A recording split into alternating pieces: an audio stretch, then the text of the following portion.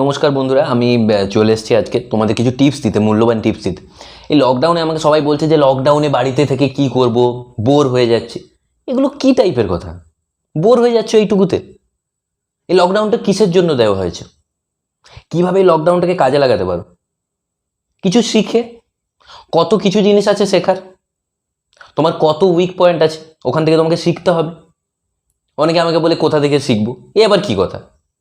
YouTube YouTube থেকে শেখা যায়। আমি তো শেখা স্টার্ট করে দিয়েছি। এই তো আগের সপ্তাহে শিখলাম আমার উইক পয়েন্টকে স্ট্রং পয়েন্ট করার জন্য ইউটিউব দেখে, যে ফেসবুকে মেয়ে পটানোর 5টি উপায় শিখছি। তারপরে কিছুদিন ওটা অ্যাপ্লাই করলাম, তারপরে আবার শেখা স্টার্ট করলাম যে মেয়ে ফেসবুকে ব্লক করে দিলে তাকে ফ্রেন্ড রিকোয়েস্ট পাঠানোর 5টি উপায়। এইভাবে নিজেকে শিখে গ্রো করতে হবে। আর এই সময়টা কি, নিজের ট্যালেন্টকে খুঁজে পাওয়ার সময়।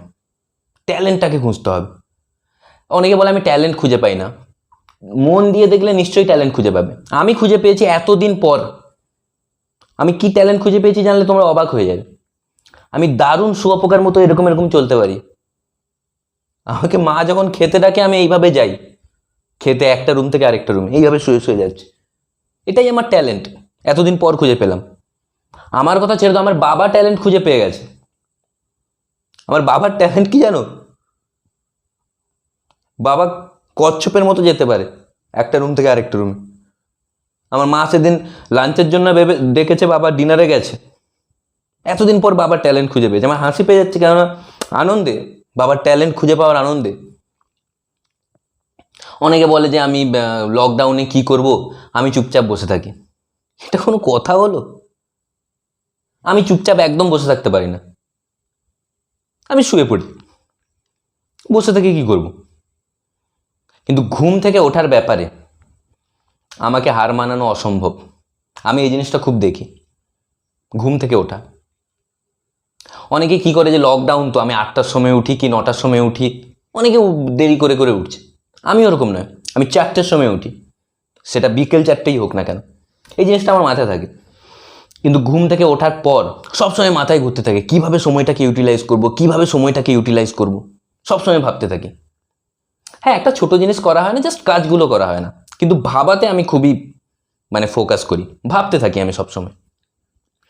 আর লকডাউনে আর কি করবে, আমি এক্সারসাইজ করি। এক্সারসাইজ আমার কাছে মাস্ট লকডাউনে। কেননা লকডাউনে বাড়িতে আছি, বাবা যে কোনো সময় খেলাতে চলে আসছে।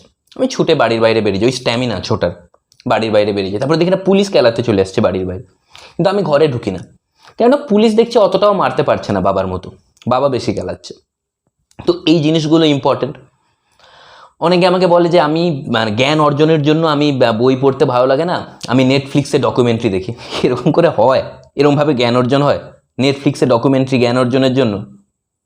আমি উল্লুর সাবস্ক্রিপশন নিয়ে রেখেছি, অল্ট বালাজি, হইচই, এখানে আমি ডকুমেন্টারি দেখি, খুব ভালো লাগে। আমি যেমন রিসেন্টলি কয়েকটা ডকুমেন্টারি দেখলাম, গন্দি বাত, তারপরে চরম সুখ, দারুণ ডকুমেন্টারি। এগুলো আমি দেখছি। এইগুলোতে দেখলে কি সুবিধা হয় যে আমি মাঝখান থেকে দেখতে পারি। প্রথম থেকে দেখতে হবে তার কোনো মানে নেই। একবার তো আমি লাস্ট থেকে ফার্স্টে দেখেছিলাম। এখন আমি খাওয়ার পর ভিডিও বানাচ্ছি, আবার এক্ষুনি আমাকে ডকুমেন্টারি দেখতে বসতে হবে। আবার সকাল থেকে আবার হেকটিক শিডিউল, যেমন বললাম, তো আমাকে এখন আসতে হবে। আমি এখন আসছি, টাটা।